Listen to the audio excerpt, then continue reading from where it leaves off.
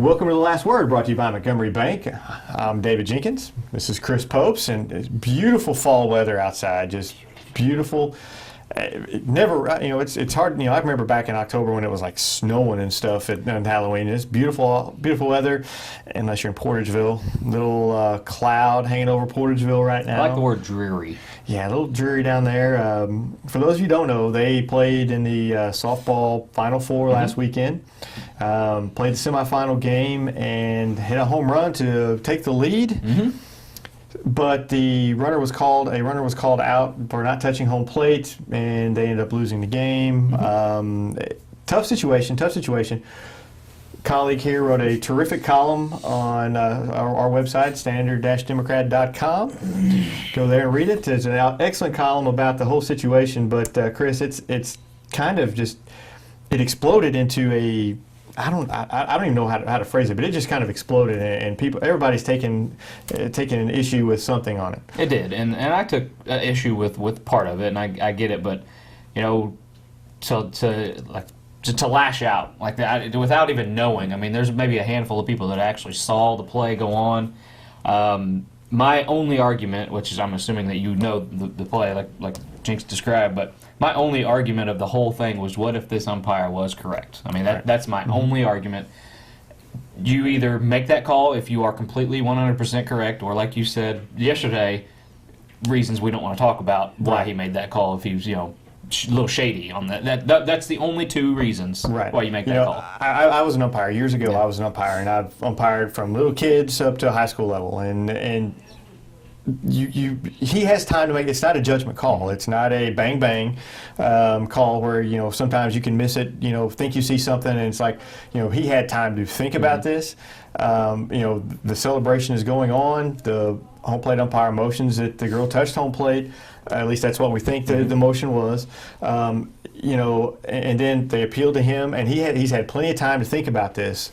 And he ruled that she didn't touch it. So, I mean, you have to think that she didn't touch it. Yeah. In the video that I saw, and it's only one angle, and it's from the outfield, there's no way that he could have seen that. But, like you said, there's no way. I mean, why make the call then if it didn't? And there's one thing that you don't want to discuss, or he's right, or he firmly believes he's right. Yeah. So right there, only thing that I would do different if I was Portageville, and I wish Misha would have cleared up, is if I was Portageville, I wouldn't have taken my team off the field. I would have protested right there. That way, it's all said and done. And they said they weren't able to do that. In the quotes that we had, and I wish Misha would have came out there and said, "Hey, okay, this is what he said. Sorry, this is the way it works." Other than that, it's a tough loss. It's a difficult position for everyone involved. It really was. There's a lot of backlash for the other team, the umpires, obviously, for this particular umpire, Misha. It's a gut-wrenching way to lose a game, and it's not supposed to happen that way, which is, I think, hurts more than anything. The not knowing if she touched home plate, I don't want to speak for her, but I doubt she even knows if she touched the plate or not. Not knowing, it definitely hurts, I think, the most, and just the way that it went down is what we can't really kind of cope with. I will say this. We talked about this yesterday off air, and one thing about it, they will remember this always. If you make it to that championship game, and it looks like if they would have made it that championship game, they probably would have lost. The team, rolled through the whole playoffs. They won it. But they're going to remember this always. Portageville will never forget this call or this team this year, their first trip to the Final Four in softball. They will never forget it. For good or bad, they will never ever forget it. It'll just kind of be stitched right in there somewhere. Just it'll always be there. And sometimes that makes it even better than, if you get to the second place game and you lose, they're always going to remember this. I want to say they lose just one senior off this team. They have a great shot at returning and possibly going again next year. Taylor Tiffany is the most dominant pitcher around here right now. They have a very young, tons of freshmen, sophomores on that team. They're going to have, until next year, definitely have a shot after Taylor Tiffany leaves. Who knows? But that you have that pitcher, you have that arm, you're definitely gonna have a shot. Here's an idea: don't mob anybody at home plate if they home run. Just stay away. Let them touch it. Stay away. Okay, let's get off softball. This is football season. Exactly. We have district football. We have district semifinals. For the most part, it's kind of fallen the way we thought it would, with the exception of Class 3, where you've got a 7 and a 2 or 7 and a 6 seed. Yeah. Playing in a semifinal. But, we both said on the show last week that we thought Kennett could beat St. Genevieve, and they did, Yes. and in a big way. And their quarterback, Edward Wilson, is just putting up huge numbers, and they are a completely different team with him taking the snaps. He's the Taylor Tiffany of football right He now. is. He's taken that role. He's I think he's in his maybe 5th week. After last week was his 5th week at quarterback. He's rushing tremendous. It's just tremendous numbers. I'm sure you have him. But. Right. He's started 5 games. He's rushed for over 1,000 yards with 18 rushing touchdowns in over 5 weeks. And he's also thrown for over 350 yards and another 5 touchdowns. The team's averaging 40 points a game that he starts, and they're 3-2. And one of those losses was against Malden. The other one was against Dexter in the very first week that he started. Yeah. And they probably should have won that game.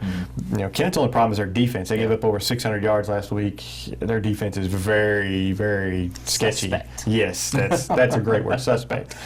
Yeah, and he came into the year as a running back. I think he's going to be a quarterback from now on. But you're right. Defense. Fredericktown has beaten a 2 seed in the district. Right. You hardly ever see that in the district tournament settings, as far as that goes. And Fredericktown, they've quietly been on a little roll here. They won their last 3 in a row. They hammered New Madrid. New Madrid's not a terrible team, and they hammered New Madrid.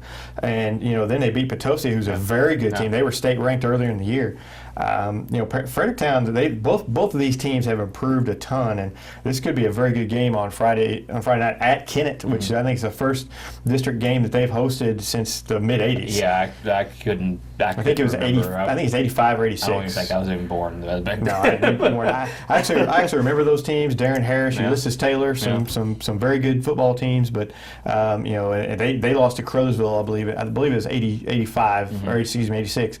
I believe they lost in a district playoff game at Kennett to Caruthersville, and those are some really good teams. But this team's kind of came from nowhere. Yeah, if the defense can bend that break, so to speak, they're going to get another win. Next week they play Park Hills, supposedly. That's when the run will end. I don't want to just cause any too much displeasure for Kennett fans out there, but that's when the run will end. It's a surprise for these teams. It's good to see teams like this. You don't want to always assume that the higher seeds are going to win. Kennett is due. They're kind of like the Royals in baseball. Exactly. They are due. They've had some rough luck coming into in football the last 30 years or so. So it's good to see them actually doing well. And Pixley is a great coach, and he's really getting it turned around. It's a tremendous effort by Edward Wilson, but it's the coaching staff. You got Aaron and Arlen Pixley there. Obviously, all the other assistant coaches. It's great to see them, just kind of come together and build something from Kennett football, because it's just been for lack of a better word, it's been a travesty for them as far as that goes for a long time. And it's good to see them finally get some kind of success there. But Jakes, let's kind of talk about maybe possibly the game of the night, other than Kennett Fredericktown. Sykeston at Cape Central. Sykeston played the utmost best that they've ever played this year last week against Farmington. I don't see them pulling out a win. I see it being awfully closer than it was the first time with Cape Central.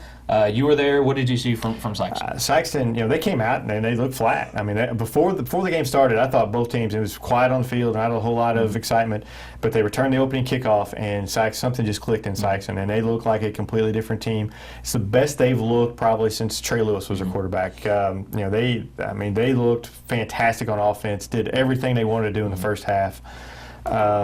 And completely Farmington was just stunned. Yeah. If they play like that, they can play with Cape. Yeah. Do I think that they can beat Cape? No, but I wouldn't be shocked if they play the way they did. I mean, they're peaking at the right time. They've kind of found themselves with this offense. They seem like they're having some fun. Coach Gibbs is having some fun. Their other coaches are having some. They really seem to be enjoying themselves, and that's a lot of it. And they're they can go up to Cape and play loose. The way they got beat the first time, I think it was 47-7. Yeah. The way they got beat the first time, they can go up there and play loose and try a few different things. They have absolutely nothing to lose. You pull out all the stops in this one. You try to do as much as you can. You turn. Do you turn into the Jackson versus the Jackson team when you do the double tight double wing and you try to just kind of hold the ball and just kind of play ball security there, or what do you do? I'd run the double tight, double wing. They did that against Farmington, and they gained some chunks of yards out of it. The team seems to enjoy running that type.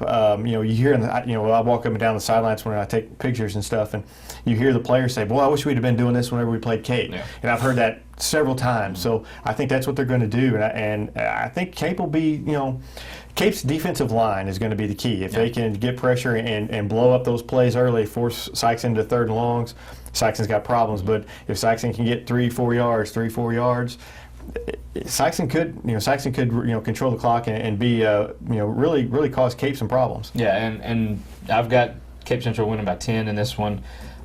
Cape, they've kind of not as exciting as they have been. They have a few losses, a few surprise losses. Got completely shut out by Chaminade a few weeks ago. Mm-hmm. And Chaminade ran the ball down their throats. Yeah. And that's you look. Sykson may look at that and say, we can do this. Yeah, and you're right. It's every year. You talk to coaches before the year. We just want to be playing our best during district time, and Sykson's doing that.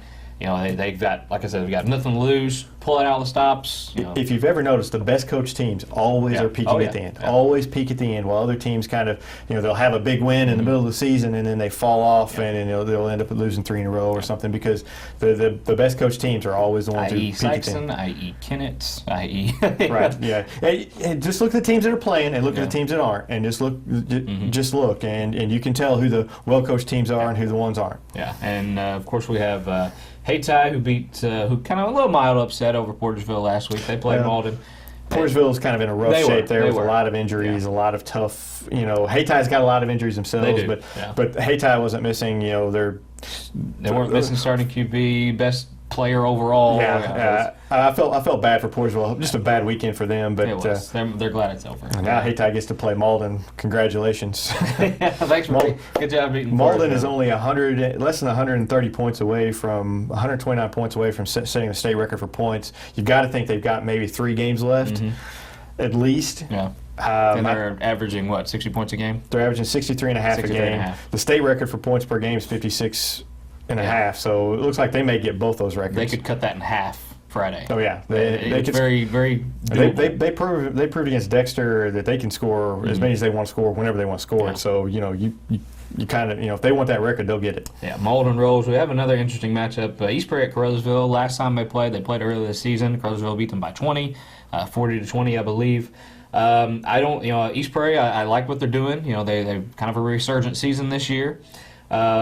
I don't think they have enough to go to Caruthersville and upend this team. I think we're looking at another Malden-Caruthersville district final, and with Malden kind of coming up. Yeah, I think Kennett kind of exposed some weaknesses for East Prairie. I think Caruthersville will take advantage of that.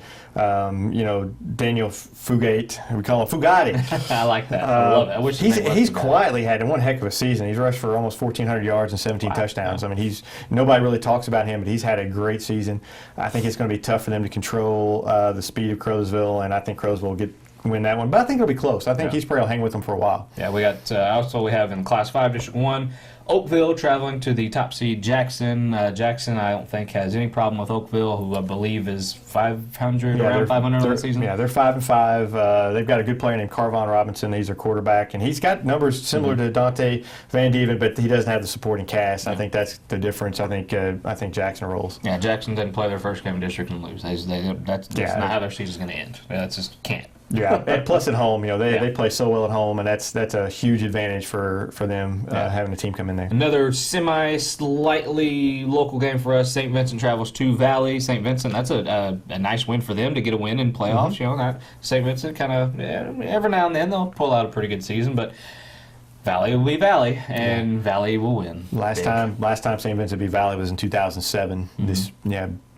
is not 2007, so Valley rolls. Yeah, it's we go chalk on all these games as far as that goes. The home team I have all the home teams winning. You have all the home teams winning. When you get down to this nitty-gritty time, it just gets to that point where home field advantage is key, is extremely key, which I think it'll be in most of these cases. And just you kind of start weeding out, who is the top dog as far as that goes. Right, you're right, and you kind of see who the better teams Yeah. are. We've seen enough of the football. You kind of know who the better teams are, know who should win. But that's why they play the game. Exactly. So I would love to see at least one upset in all this group. I'd love to see something happen just to kind of shake things up a little bit. But we'll see on Friday night. Yeah, well, we got a game 7 tonight. Obviously, we won't know the result till Go Royals. Royals. There's a valiant effort for them to push to a game 7. Just completely obliterated the Giants in Game 6. Jinx, you said off air that one base runner for the Giants and Bumgarner's up in the pen throwing. Yeah, I think Tim Hudson walks or gives up a hit. Somebody gives up a hit or something. They've got Bumgarner warming up, and if he has to throw 8, they're going to throw him 8. I think that's. Of course, we'll see if I'm right whenever this airs. But Last game of the year, you can't hold anything back. No, go out there and throw him. Yeah. I would. Hey, he's been unhittable. So Exactly. I mean, he's MVP if Giants win in my vote anyway. Definitely. You got a weapon like that, you got to use them no matter how many days you've had off. I want a Cardinals World Series like they had in 2011, where it just comes down to the end. It's just an exciting game. I want an exciting game. So I picked the Royals win before the series. Got to stick with them. Even though I don't think they might now. I don't know. I'll stay with them. I picked the Royals from way beginning of the year. So I'm going for the Royals. We'll see you guys on Friday night with some great football. Hopefully it's great weather. And we will see you guys next week on The Last Word.